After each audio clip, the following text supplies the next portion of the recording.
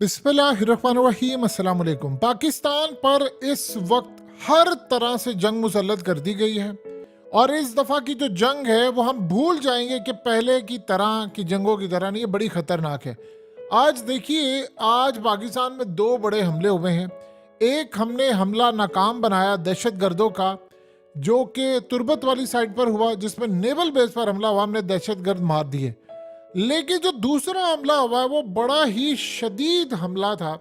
पाकिस्तान से आप सोचे कि इस्लामाबाद से दासू डैम जा रही थी चीनी इंजीनियर्स की गाड़ी, और उस गाड़ी पर हमला होता है, एक खुदकश हमला होता है जिसमें 5 चीनी इंजीनियर्स थे और इसमें एक खातून भी थी, यानी 6 लोग तकरीबन थे। वो बेचारे सारे के सारे मारे गए। अब जो हमलावर था उसने बारूद से भरी गाड़ी चीनी मुसाफिरों के साथ टकरा दी। अब इस सूरत हाल में आप अंदाज़ा कीजिए कि इतनी तबाहकुन सूरत हाल पैदा हुई है। इतना जाहिर सी बात है चाइना को शदीद गुस्सा है जिसकी इंतहा नहीं, और तकलीफ भी है। आपको याद होगा कि आज से कुछ अरसा पहले जब लास्ट टाइम दासू का हमला हुआ था, तो उस वक्त चाइना में इतना गुस्सा पाया जाता था कि ग्लोबल टाइम्स के जो एडिटर थे उन्होंने कहा था पाकिस्तान के बारे में कि अगर आपसे ये दहशत गर्दों का सफाया नहीं होता तो हमें बताएं, हम अपने मिसाइल जहाज लेकर आकर खुद इन पर हमला करें और इनको मारें। अब ये इतनी तकलीफ दे बात है कि राजनाथ सिंह ने 2 दिन पहले ये बात कही है। उसे पूछा गया कि आप बताइए कि आपका क्या प्लान है पाकिस्तान के कश्मीर और आज़ाद कश्मीर, यानी ये सारा कुछ लेने का, गिलगित बल्तिस्तान। उसने कहा देखिए, भारत किसी भी मुल्क पर हमला नहीं करता, किसी की सरजमीन पर नहीं, ना हम किसी की जमीन लेते, लेकिन चूंकि कश्मीर हमारा है तो लिहाजा हमने लेना है। उसने कहा कि प्लान हमने क्या किया हुआ है, स्ट्रेटजी क्या बनाई है, वो मैं यहाँ नहीं बता सकता।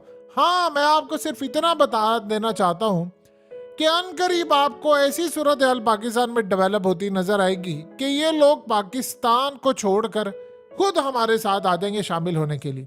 उसने कहा ये खुद आएंगे और बढ़ेंगे और कहेंगे कि हमने भारत का हिस्सा बनना, और वहां पर अब ये मामला शुरू हो गया। उसने कहा आपने देखा नहीं पाकिस्तान की हालत क्या हो गई है। अब पाकिस्तान की हालत ऐसी हो चुकी है कि अब हमें हमला करने की जरूरत नहीं है, वो खुद ही हमारे साथ शामिल हो जाएंगे। उसका असल में इशारा किस जानिब था? 2 चीजों की जानिब इशारा था कि एक तो अंदर से आग लग चुकी है और दूसरा इकोनॉमी उनकी कोलैप्स हो चुकी है कि वो इंडिया को देखते हैं। अब देखिए, होता क्या है कि हमेशा हम कहते हैं कि भारत ने हमला किया। जाहिर सी बात है, भारत में चाइनीज कंपनीज काम करती हैं, चाइनीज इंजीनियर्स वहां पर भी हैं, लेकिन वहां नहीं हमला होता। अफगानिस्तान में चाइनीज इंजीनियर्स काम कर रहे हैं, वहां हमला नहीं होता। ईरान में सबसे ज्यादा, जहां पर सबसे ज्यादा डिफिकल्ट सिक्योरिटी समझी जाती है, वहां पर 425 अरब डॉलर की इन्वेस्टमेंट है, वहां चाइनीज इंजीनियर्स काम कर रहे हैं, यूरोप में काम कर रहे हैं। इसके अलावा आप देख ले, दुनिया भर में वो काम कर रहे हैं, लेकिन वहां हमला नहीं होता। पाकिस्तान में हमला होता है। अब जाहिर सी बात है, जब पाकिस्तान में हमला होता फिर सवालात ये उठते हैं कि भाई भारत ने ये हमला करवाया है तो फिर हम भारत के अंदर स्ट्राइक कब करेंगे जाकर, और ये करना चाहिए अब हमें। देखिए, ईरान ने हमारे मुल्क में स्ट्राइक किया, हमने जवाब दिया। अफगानिस्तान की तरफ से हम पर हमला हुआ तो हमने वहां पर घुसकर मारा, हमने वहां पर जवाब दिया। उन्होंने, अलग बात है कि वो अभी तक धमकियां हमें दे रहे हैं कि जी हम जंग के लिए तैयार है, फलाना तैयार है। अब इस सूरत हाल में हम हमेशा कहते हैं कि टीटीपी या बीएलए उसको इंडिया पालती है, तो भाई हम भारत में कब हम स्ट्राइक करेंगे जाकर? अब हमें कर देना चाहिए। अगर हम अफगानिस्तान में स्ट्राइक करते हैं, अगर हम ईरान में स्ट्राइक करते हैं, तो फिर जाहिर सी बात है हमें स्ट्राइक करके भारत में बता देना चाहिए कि भाई हम तुम्हारी मिलिट्री इंस्टॉलेशन पर या वहां के कैंपों पर हमला कर रहे हैं कि देखो तुमने काम किया। जाहिर सी बात है, देखिए 2 चीजें हुई हैं। आईएमएफ ने हालिया आपको कहा है कि आपने जो चाइनीज खास तौर पर लोन है उसको जो पे करना है तो आप वो बजट के अंदर रखेंगे, ताकि बजट चूंकि हम कंट्रोल करते हैं, हम मैनेज करते हैं, हम बनाकर देते हैं, तो बजट आप बनाकर देते हैं, उनकी सिफारिशात होती है, तो उनको पता भी हो कि आप कितना लोन दे रहे क्या नहीं दे रहे। अब एक तरफ हमने चाइनीज कंपनीज का पैसा देना है, वो अब आईएमएफ की मर्जी के साथ है। दूसरी देखिए, एक जेन में रखिएगा, ये जो कंपनी है इसको पाकिस्तान में कई प्रोजेक्ट्स दिए गए हैं और वो कई प्रोजेक्ट्स पर काम करिए। अब ये बेचारे जो चाइनीज इंजीनियर हैं, अब यकीन कीजिए ये कैसे इस दुख को बयान किया जाए, ये गम इतना बड़ा है कि ये वो नस्ल है चाइनीज इंजीनियर्स की जिनके माँ बाप ने एक ही औलाद पैदा की है।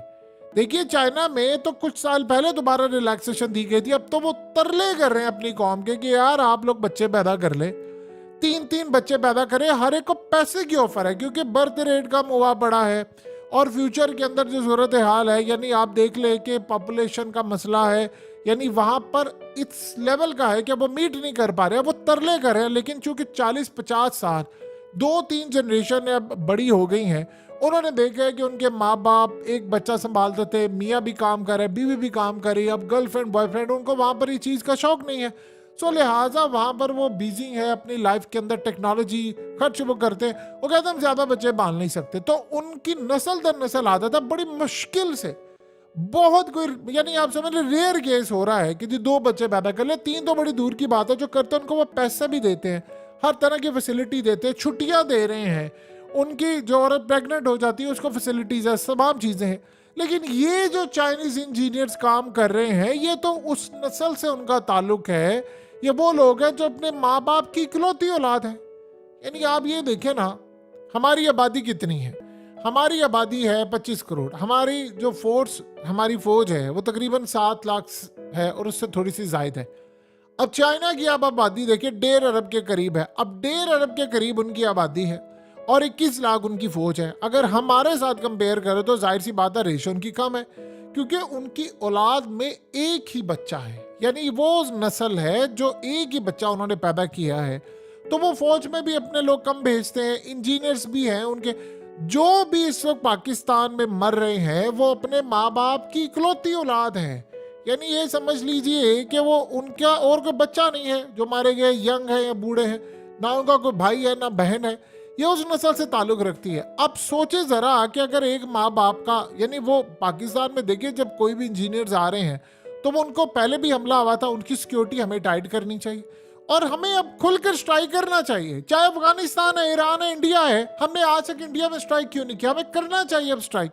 वो राजनाथ सिंह उठकर हमें कह रहे हैं, वो देखे तंज कैसे करे, जाकर देखे तो सही सारे इंडिया के अखबार कैसे भरे हैं उसके बयान से। वो खुलकर कह रहे हैं यार हमें पाकिस्तान को मारने की जरूरत ही नहीं है, अंदर हमने ऐसा सिस्टम कर दिया है।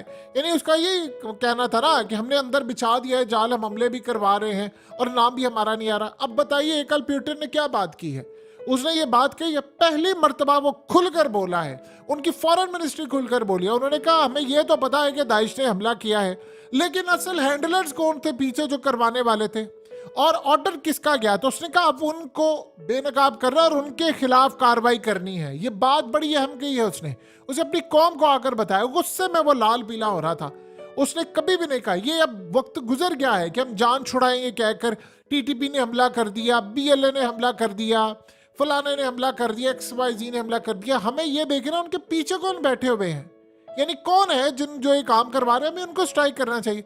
सारी जिंदगी हम ये कहते हैं भारत की एजेंसी शामिल है, तो भारत में कब स्ट्राइक करेंगे हम जाकर?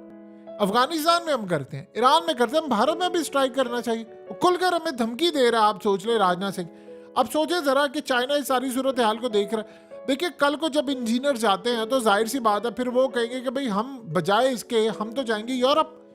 अब आप सोचे जरा कि जब उनके इंजीनियर्स मारे जा रहे हैं, पहले भी मारे गए थे दासू डैम वाली साइड पर, और शदीद उनका गुस्सा है। हमें उनके आगे पीछे पूरा कॉन्वॉय देना चाहिए, सिक्योरिटी देनी चाहिए, रास्ते क्लियर करने चाहिए, दहशतगर्द कैसे आ रहे हैं उनको मारना चाहिए। अफगानिस्तान से आ रहे वहां स्ट्राइक करना चाहिए, ईरान से आ रहे वहां करें, इंडिया इसके पीछे है तो इंडिया को स्ट्राइक करना चाहिए। आप देखिए हम ये कहकर हमेशा जान छुड़वा लेते हैं, वो जी नहीं जी वो पीछे देखे ना, वो इन्वेस्टर भाग जाएगा। भाई इन्वेस्टर आपका भागेगा, ये चाइना के अलावा आपके मुल्क में इन्वेस्टर बैठा कौन है? सारी आपकी गाड़ियां बनाने वाली कंपनीज के अब आप देखिए उनके प्रोडक्शन और ये तमाम यूनिट जो है वो सारे शट डाउन हो रहे हैं, सारे मुल्क छोड़ छोड़ कर जा रहे हैं। कभी आपने जिंदगी में देखा था पाकिस्तान की प्रॉपर्टी का ये हाल? एक बायर नहीं है आपका, अगर एक प्लॉट है आप जाकर भेजे, कोई खरीदार नहीं है। ये सूरत हाल हो गई है पाकिस्तान की प्रॉपर्टी की। तो बताएं आपके मुल्क में इन्वेस्ट किसने करना है? फैक्ट्रीज वाले फैक्ट्रियां बंद बंद करके जा रहे हैं, वो कह रहे हैं यार इस मुल्क में कुछ रह नहीं गया। मुल्क के अंदर ओवरसीज पाकिस्तानियों ने इन्वेस्ट करना ही बंद कर दिया है। तो चाइनीज इंजीनियर्स बेचारे हमारे यहाँ पर बैठे हुए हैं, उनकी मेहरबानी है कि यार वो हमारे मुल्क में आए हैं, दासू डैम पर काम कर रहे हैं, गवादर में काम कर रहे हैं। आप देखिए आज बीएलए ने उनके दहशतगर्दों ने हम पर हमला किया। अब ये बात कोई बंदा नहीं कह सकता, बच्चे बच्चे को पता है कि बीएलए के पीछे भारत है। लेकिन सवाल यह है कि हम भारत में स्ट्राइक कब करेंगे? देखिए बीएलए के दहशतगर्द आते हैं, हमारी सिक्योरिटी फोर्सेस के जवान शहीद कर जाते हैं, उनके ऊपर हमला कर जाते हैं, सिक्योरिटी फोर्सेस पर हमला कर जाते हैं, हम वहां से शहीदों के जनाजे उठाते फिरे हैं, उनको उठाते फिरे, वो बेचारे अपनी जानें देते फिरे। अब उसके बाद हम उनके, देखिए हम हर दफा हमला नाकाम तो बना देते हैं, हमारा भी नुकसान होता है, हमारे जवान शहीद होते हैं, जो भी सूरत हाल, आफ्टर ऑल हमें नुकसान तो उठाना पड़ रहा है। लेकिन इसका हल क्या है?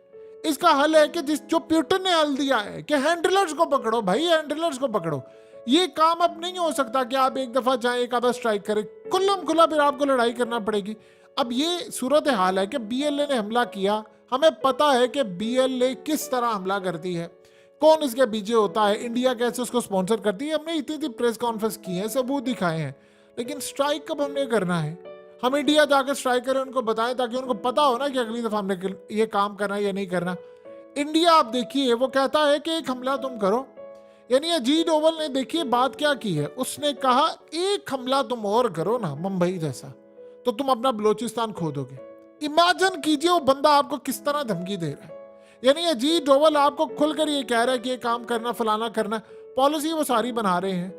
अफगानिस्तान से हमें अपने बॉर्डर, जैसे टीटीपी वाले अफगानिस्तान से एंटर हो रहे होते हैं, हमें उसी वक्त उनको स्ट्राइक करके मार देना चाहिए। अफगानिस्तान भी बैठे हैं, वहां पर भी करें, अगर वो एंटर हो रहे हैं पाकिस्तान के हदूद में, वहीं पर मार दें उनको, ताकि ये हमला करने की नौबत ही ना आए। सिक्योरिटी हमें अपनी टाइट करनी पड़ेगी, हमें चाइनीज इंजीनियर्स को वो सिक्योरिटी देना पड़ेगी जो हम अपने टॉप लेवल के अहदेदारों को देते हैं, ताकि हम उनको सिक्योर कर सकें।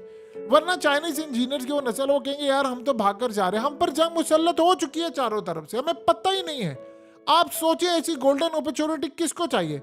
हमें पिछले, आप सिर्फ रमजान की अगर हम बात कर ले तो रमजान में देख ले कितने हमले हो गए हैं पाकिस्तान के ऊपर। अफगान तालिबान अपनी फोर्सेस लेकर आए, स्टिल अभी तक याद रखिएगा अफगान तालिबान के जो ग्रुप्स हैं वो अभी तक कह रहे हैं कि हमने पाकिस्तान पर हमला करना है। हमें शायद अंदाजा नहीं है कि जो अफगानिस्तान में हमला हुआ था दाइश का, उन्होंने, उनके इंटेलिजेंस नेटवर्क ने पाकिस्तान पर इल्जाम लगाया। वो कह रहे हैं कि बलूचिस्तान में पल बढ़े, हम तो खुद दहशतगर्दी का शिकार हैं, हमारे लोग आकर मार जाते हैं, हम जनाजे उठाएं, हम इकोनॉमी अपनी तबाह करवाएं। और चाइनीज आप पैगाम क्या दे रहे हैं दुनिया की? कोरिया की कंपनीज को कहेंगे, अमेरिकन को कहेंगे, कैनेडियन को कहेंगे, ऑस्ट्रेलियन को कहेंगे, यूरोपियन को कहेंगे यार हमारे मुल्क में इन्वेस्ट करो।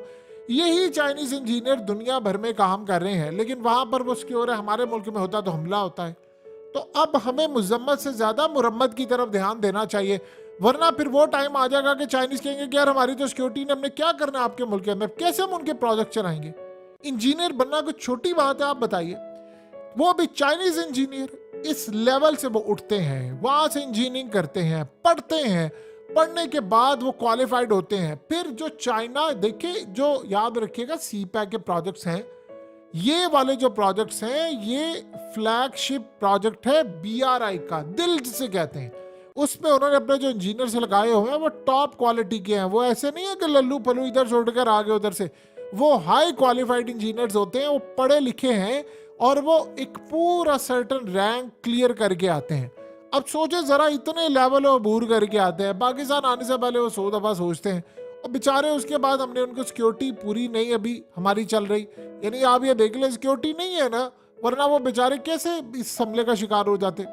हमें उनको पूरी तरह सिक्योरिटी देनी चाहिए, दहशतगर्दों का सफाया करना चाहिए। दहशतगर्द आए हैं इंडिया से, उनकी बैक है इंडिया सी, तो हमें फौरी तौर पर हमला करना चाहिए। फिर ये ना आप देखें कि भाई इसका क्या आखिरी हल क्या होगा, क्या मामला होगा। हमें उनको पूरी तरह सिक्योर करना चाहिए, हमें उनके साथ हर तरह से अपने कॉन्वॉय भेजने चाहिए, पूरी तरह सेव करें उनको। अगर चाइनीज आपके मुल्क से चले गए, आप यकीन कीजिए कोई आपके मुल्क में इन्वेस्ट नहीं करेगा।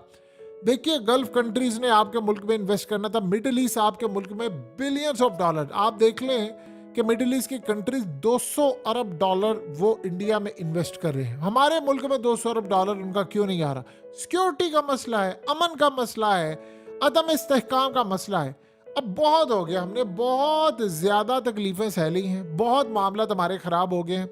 अब वक्त आ गया है कि देखिए इस वक्त जो पुतिन कर रहा है ना, वो एग्जैक्टली वही काम कर रहा है। उसने क्लियरली कह दिया कि 25 लोग उन्होंने पकड़ लिए, लेकिन कोई हमें इन लोगों से सरोकार नहीं है। हमने हैंडलर्स तक जाना है, हमने इनके बाप तक जाना है। और वो बाप कौन है? देखिए यूक्रेन के इंटेलिजेंस चीफ उनके निशाने पर है। इसके बाद ये समझ लिया अमेरिका, इजराइल और यूरोपियन एजेंसियां वो इनके निशाने पर है। और पुतिन ने पहली दफा खुलकर ये बात कही है तो उसने कहा यानी आप सोच लें, कभी जिंदगी में आपने सोचा? उन्होंने कहा जी ये रूस का बयानिया पहली दफा है कि दाइश सिर्फ उनको हमला का निशाना बनाती है, उनको टारगेट करते हैं जो अमेरिका के दुश्मन है। यानी अमेरिका और उसको कुछ नहीं कहते, ना इसराइल को कहते हैं। तो आप ये देखें कि इतना क्लियरली खुलकर उसने बोल दिया, और जब वो रिपोर्ट सामने आएगी और वो जो एविडेंस लेकर आ रहे हैं वो तो क्लियरली यही काम करेंगे। और प्यूटन जवाब देगा। कल किया ना उसने हाइपरसोनिक मिसाइल मारा ना उसने यूक्रेन के अंदर, और कितना बड़ा ऑपरेशन किया कि सारे दहशतगर्द पकड़ लिए, किसी का कान नहीं है, किसी का मुंह नहीं सलामत, किसी का कुछ नहीं। तो हमें वो भारत के साथ ही, अगर ये भारत हम ये कहते हैं उसके पीछे भारत है, तो फिर जाए ना, करे ना उसके साथ जंग, और हमें वहां पर स्ट्राइक करना है।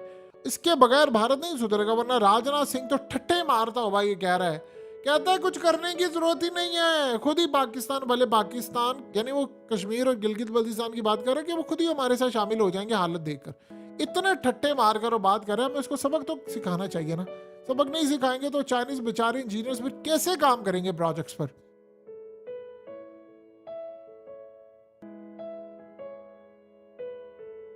हकीकत टीवी को सब्सक्राइब करना मत भूलें, वीडियो को लाइक करें, शेयर करें और कमेंट सेक्शन में अपनी राय का इजहार जरूर करें।